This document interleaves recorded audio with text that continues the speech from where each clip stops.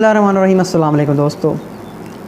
China, India और पाकिस्तान जो कि इस वक्त बिल्कुल जंग के दहाने पे खड़े हुए हैं। अब चूँकि बड़ा इंसिडेंट जो है वो चाइना और इंडिया के दरमियान हुआ है, जिसमें अब यकीनन क्लैश इंतहा पे पहुंच चुका है और उसके बाद अब नज़र ऐसे आ रहा है कि मोदी मजबूर हो जाएगा कोई ना कोई ऐसी कार्रवाई करने पे जिसके ज़रिया से कम अज़ कम वो अपनी कौम को कोई ना कोई मैसेज दे दे कि हमने बदला ले लिया। अब वो कौन सी हरकत करता है? यकीनन एक तरफ उनको डर इस चीज़ का है कि चाइना के साथ अगर कोई बड़ी कार्रवाई करते हैं तो उसका अंजाम जो है वो ज़्यादा सख्त होगा, जवाब ज़्यादा सख्त होगा। अब चूँकि दोनों तरफ से लोग जो हैं वो मारे गए हैं तो यकीनन इसका नुकसान तो बहुत ज़्यादा होगा, लेकिन इनके पास कोई ऑप्शन नहीं है। इंडिया के पास कोई ऑप्शन नहीं है कि वो इसका इंतकामी कार्रवाई करे। लेकिन आपको मैं अब ये ज़रूरत है इस बात की है कि पाकिस्तान को भी प्रिपेयर होना पड़ेगा। पाकिस्तान को तैयारी करने की बहुत अहम ज़रूरत है। ख़ास तौर पे कश्मीर में नो फ्लाई ज़ोन बनाया जाए ताकि कश्मीर वाले हमारे इलाके में से किसी भी किस्म की कोई भी फ़ाइटर जेट, कोई भी परवाज़ इंडिया की शुरू होती है तो उसको फुल अलर्ट करके हम अपने मिसाइल के ज़रिए से गिरा दें। क्योंकि ये इस वक्त ज़रूरत है पाकिस्तान और चाइना को मिलकर एक स्ट्रेटजी बनाने की, एक ऐसी स्ट्रेटजी जिसके ज़रिए से आप मिलकर दुश्मन का मुकाबला कर सकें, तभी जाके हम कामयाबी हासिल कर सकते हैं। चाइना एक बहुत बड़ी फ़ोर्स है और ये फ़ोर्स चाइना हमेशा जब अपनी पावर दिखाता है तो फिर अंदाज़ा हो जाता है कि चाइना के पास पावर क्या है। एक झलक देखते हैं जिसमें उनके सदर शी खिताब कर रहे हैं, फिर आपको अंदाज़ा होगा कि चाइना की पावर कितनी है और चाइना के फ़ौज कितनी है।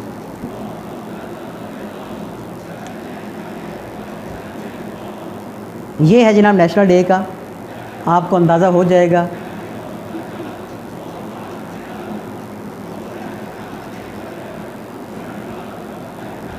एक झलक उनके तमाम यूनिट्स की, जिसमें आर्मी, नेवी, एयरफोर्स, तमाम के तमाम लेवल जो हैं वो इस वक्त मौजूद हैं। और अब ये गैदरिंग यहाँ पे जो हुई है ये बेसिकली वो ट्रेनिंग का हिस्सा है जो इस वक्त एक्सरसाइज चाइना करने जा रहा है।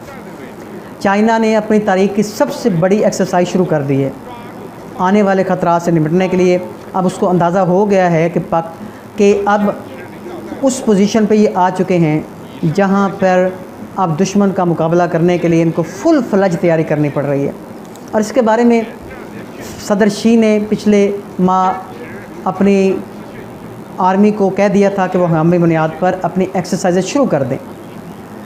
अब जबकि 3 बहरी बेड़े आ रहे हैं जंगी जहाज़ों के साथ लेस हैं, एयर फाइटर्स के साथ, और वो इंडो पैसिफिक सी के अंदर आ रहे हैं, इंडो पाक पैसिफिक सी के अंदर।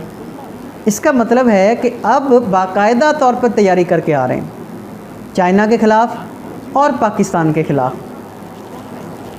चुनांचे वक्त की ज़रूरत इस वक्त ये है कि अब हमें पाकिस्तान और चाइना को जॉइंट एक्सरसाइज दोबारा शुरू कर देनी चाहिए ताकि मैसेज जाए कि भाई हम सोए हुए नहीं हैं, बल्कि आप लोगों की एक एक मूवमेंट को हम मॉनिटर कर रहे हैं और इसका जवाब भी इंशाल्लाह ताला आपको बड़े भरपूर तरीके से दें।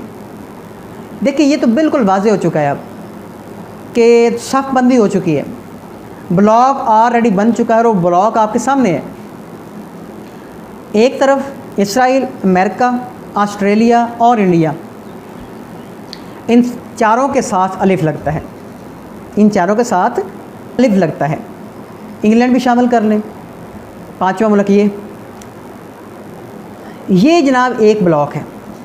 दूसरी तरफ पाकिस्तान, ईरान अगरचे खुल के इस पर नहीं आ रहा सामने, लेकिन ज़ाहिर है कि पसे पर्दा ईरान की सपोर्ट हमें हासिल है। वो कैसे है? जंग की सूरत में ईरान से हमें तेल सप्लाई की कोई रुकावट नहीं है और वो इंशाल्लाह ताला हमें तेल सप्लाई करेगा और चाइना का भी सप्लाई करेगा, क्योंकि दरमियान में समंदर की ज़रूरत नहीं है। डायरेक्ट पाइपलाइन के ज़रिए से भी हम हासिल कर सकते हैं या ट्रक के ज़रिए से। अफ़गानिस्तान ऑलरेडी हमारे साथ है। चाइना, पाकिस्तान और रशिया, अब देखें रशिया ने अपनी मीटिंग कैंसिल कर दी है जो समिट होना था उनका तीनों के दरमियान, चाइना की वजह से ये इस वक्त एक ब्लॉक की शक्ल इख्तियार कर चुके हैं। रशिया कभी भी खुलकर इंडिया की अब सपोर्ट नहीं करेगा चाइना की वजह से, और चाइना और पाकिस्तान इनका एडमिसिबल मुआहदा हो चुका है।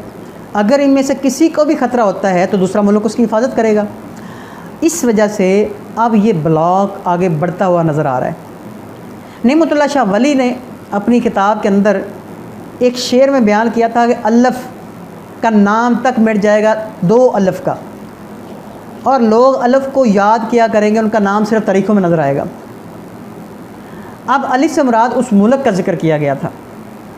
अब आज के अल्फ़ के साथ अगर हम देखते हैं तो ये 4 मुल्क हैं जो अल्फ़ के साथ जुड़े हुए हैं, इंडिया, ऑस्ट्रेलिया, इंग्लैंड और अमेरिका। अगर हम अलिफ़ के लॉजिक को पीर अपना हज़रत नेमतुल्लाह शाह वली की प्रेडिक्शन के साथ से देखते हैं तो इसका मतलब है कि ये चारों ममालिक अल्लाह के फ़ज़ल से मिटने वाले हैं और इन पर सिर्फ एक अल्लाह की हकमियत रहने वाली है जो असल अलिफ़ की हकमियत होगी। और इन तमाम के लिए ये ब्लॉक बना है। पाकिस्तान का अलहदा से ब्लॉक बना है और इंडिया का अलहदा से ब्लॉक बना है। ये जंग सिर्फ पाकिस्तान, इंडिया और चाइना के दरमियान नहीं है। नेपाल तो एक छोटा सा किरदार है, उस ज़ाहिर किरदार अदा करना भी ज़रूरी है उसका, क्योंकि बहरुल कहल के बिल्कुल अपोजिट हम जाते हैं तो इंडिया अमेरिका आ जाता है। दरमियान में सिर्फ समंदर है चाइना के और इसके, और रास्ते में छोटे छोटे कुछ जजीरे हैं। तो ये पूरी इंडो पैसिफिक सी के अंदर भी एक बहुत बड़ा वार का मैदान नज़र आता आ रहा है। इन हालात में इत्तेहाद के बग़ैर कोई भी मुल्क फतह हासिल नहीं कर सकता। इसीलिए ये ममालिक अब एक दूसरे के ख़िलाफ़ पूरा इत्तेहाद करने जा रहे हैं। अल्लाह ताला पाकिस्तान और चाइना के इत्तेहाद को कायम रखे हमेशा।